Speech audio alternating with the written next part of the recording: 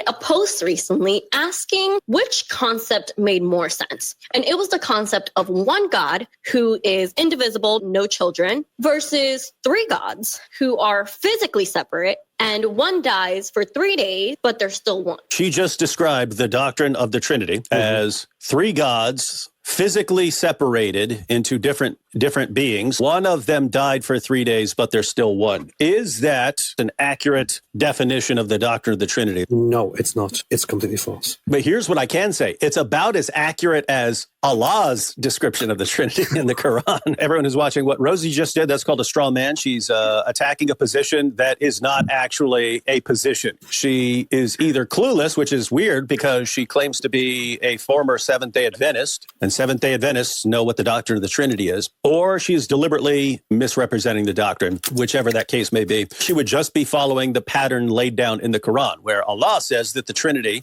is made up of God, Jesus, and Mary, who are three separate beings, and they just work together as one, which is the definition of the Trinity according to no one ever, and yet Allah, that's his refutation of the doctrine of the Trinity. And it was the concept of one God who is indivisible, who is described as a gremlin with a head and a torso, two arms on one side of his body, one leg with 1 or 2 feet on it. That is the actual description. And guess what, Rosie? If you're hearing it for the first time, no surprise. They're not going to tell you that until later. That's the God you worship. And they're not going to tell you that they actually have to downplay how complicated this is according to Islamic theology, because you have Allah, then you have Allah's speech, which is eternal and can appear as a person. And they're not going to tell you that Allah breathes out his spirit, who also appears as a person. So there's Allah and his spirit and his word, all of whom are personal agents. They're not going to tell you that, because then you might start wondering, whoa, is our theology really simpler than the Trinity?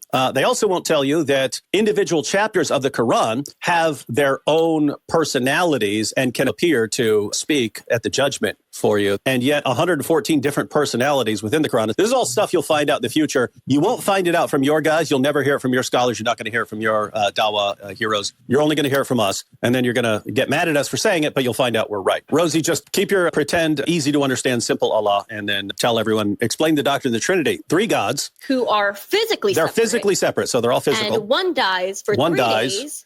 For 3 days. Still one. That's the doctrine of the Trinity, according to Rosie. Three gods. That was all that was in the post.